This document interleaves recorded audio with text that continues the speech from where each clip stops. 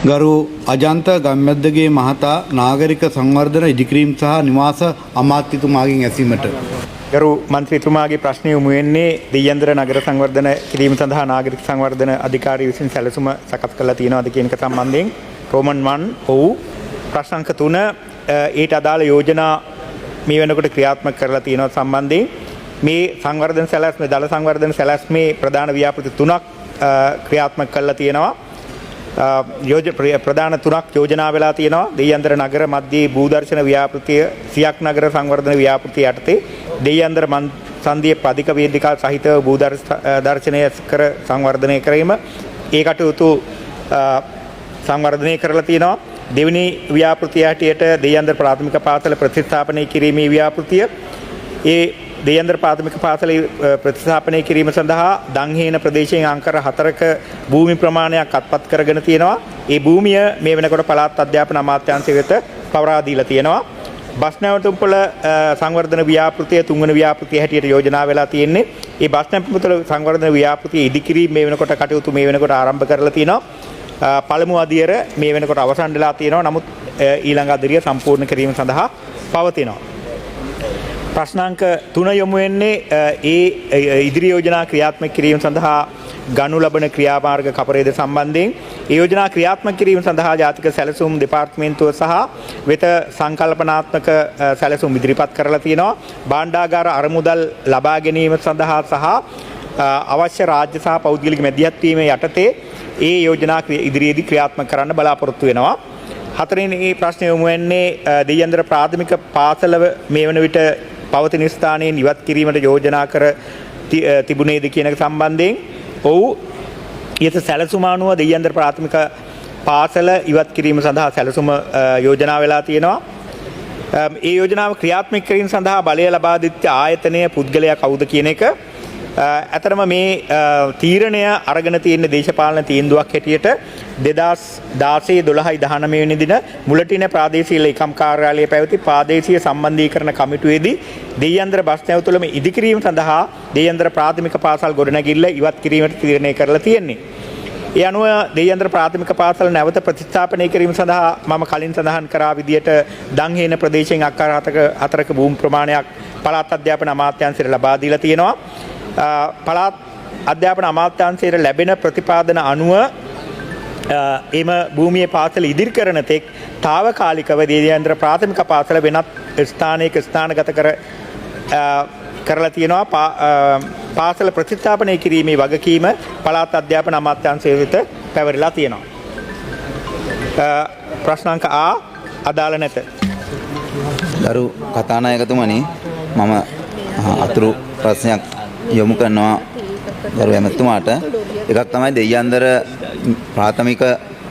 ප්‍රාථමික පාසල ඇත්තටම අවුරුදු 100කට වඩා පැරණි පාසලක්. ඒ පාසල ඉවත් කරා ඉතාමත්ම අත්නෝමතික විදියට කඩලා අයින් කරා. ඒ අයින් කරලා මේ පාසල ඒ අයින් කිරීම සඳහා සැලසුමක් නැතුව මේ වැඩ කටයුතු සිදු කරලා තියෙනවා. විශේෂයෙන්ම කියන්න ඕන මේ පාසලේ ගොඩනැගිලි තිබුණා ගොඩනැගිලි 11. මේ ගොඩනැගිලි 11ම කඩලා අයින් කරා. ඒ අයින් කරලා ඒවයි තිබුණු ඒ කියන්නේ සෙවිලි තහඩු ඒ වගේම ලී කෝටි 4කට 5කට අධික ද්‍රව්‍ය ගොඩනැගිලි ද්‍රව්‍ය දැන් ආගිය අතක් නැහැ. ඒවා කාටද දුන්නේ කොහෙටද ගෙනිච්චේ ඒ මොකුත් නැහැ. ඒ ප්‍රාදේශීය දේශපාලඥයන් තමන්ගේ හිතවතුන්ට බෙදලා දීලා තියෙනවා. සමහර ඒවා විකුණලා තියෙනවා. ඉතින් ඒක නිසා මේ පිළිබඳ විශේෂයෙන්ම යකඩ කාප්ප තිබුණා. ඉතින් මේ පිළිබඳ විධිමත් පරීක්ෂණයක් නාගරික සංවර්ධන අධිකාරිය විසින් සිදු කරනවාද? මොකද එයාලට තමයි සම්පූර්ණ මේ ගොඩනැගිලි ටිකත් එක්කම තමයි මේ භූමිය බාර දුන්නේ. ඒ බාර දීපු භූමියේ ඒ තිබුණු ගොඩනැගිලි ටික ඉතාමත්ම අත්නෝමතික විදියට කඩලා අයින් කරලා තියෙනවා. ඒ අයින් කරපු එක සම්බන්ධයෙන් නාගරික සංවර්ධන අධිකාරිය ඉදිරි ක්‍රියාමාර්ග ගන්නවාද කියන එක තමයි පළවෙනි ප්‍රශ්නේ. ගරු මන්ත්‍රීතුමාගේ අදහසත් එක්ක මම එකඟ වෙනවා. මොකද විශේෂයෙන් පාසලක් අයින් කරලා ඒ වෙනුවට බස් නැවතුම්පොළක් ඉදි කරනකොට ඒ පාසල නැවත ප්‍රතිස්ථාපනය කිරීම සඳහා විධිමත් සැලැස්මක් අවශ්‍යයි. මොකද නමුත් මේ සම්බන්ධයෙන් මම කලින් සඳහන් කරා වගේ ගත්ත දේශපාලන තීන්දුවක දේශපාලන මැදිහත් වීමකින් තමයි මේ තීන්දුව අරගෙන තියෙන්නේ. තීන්දුව අරගෙන තියෙන්නේ 2016. නමුත් මේ වෙනකොටත් ඒ අදාළ පාසල ඉදිකිරීම සඳහා අක්කර 4ක භූමි භාගයක් ලබා දීලා තිබුණත් විධිමත් සැලැස්මක් නැතුව මේ කටයුත්ත කෙරෙලා තියෙන නිසා තවමත් පාසල හැදිලා නැහැ. ඔබතුමා සඳහන් කරා වගේ මේ ප්‍රාථමික පාසල ඉතා පැරණි පාසලක්. නමුත් ඒ වගේ තිබිච්ච භෞතික සම්පත් මේ වෙනකොට තියෙන්නේ කොහොමද කියන එක සම්බන්ධයෙන් අපි ඔබතුමාගේ ඉල්ලීමේ පරිදි සහ මේ මතුවෙච්ච කරුණු අනුව ඉදිරියේදී විමර්ශනයක් කරලා ඒ සම්බන්ධයෙන් අවශ්‍ය පියවර ගන්න කටයුතු කරනවා. ඒ වගේම දෙවැනි අතුරු ප්‍රශ්නය ඒ ප්‍රදේශයේ තිබුණු ප්‍රධාන පාසල තමයි ඒ දෙයයන්දර ප්‍රාථමික විද්‍යාලය. ඒකට නාගරික සංවර්ධන අධිකාරියට යුතුයකමක් තියෙනවා. මේ පාසල කඩලා අයින් කරා නම් අලුත් තැනක පාසලක් ඉදි කරන්න භූමිය වෙන් කරගත්තා වගේම ඒකට අවශ්‍ය මුදල් ප්‍රතිපාදන හොයලා දෙන්න, ඒකට මැදිහත් වෙන්න ඒ කිසි දෙයක් දැන් කරන්නේ නැහැ. ඒක නිසා පාසල හදන්න ඒ මුදල් ප්‍රතිපාදන වෙන් කර දීම සඳහා නාගරික සංවර්ධන අධිකාරිය දැන් අර භූමිය සම්පූර්ණ අරගෙන දැන් ඒක කානිවල් වලට ඒ වගේ වෙළඳ ප්‍රදර්ශන වලට ඒ වගේ දේවල් වලට ඒ භූමිය පාවිච්චි කරනවා. නමුත් දැන් පාසල විනාශ වෙලා තියෙනවා. දැන් පාසල දරුවන්ට ඉගෙන ගන්න තැනක් නිසි තැනක් නැහැ. ඉතින් මේ පාසල සංවර්ධනය කර ගැනීම සඳහා අවශ්‍ය මුදල් ප්‍රතිපාදන ලබා ගැනීම සඳහා ඔබ ආයතනයේ විසින් කරන මැදිහත් වීම මොකක්ද කියලා දැනගන්න කැමතියි.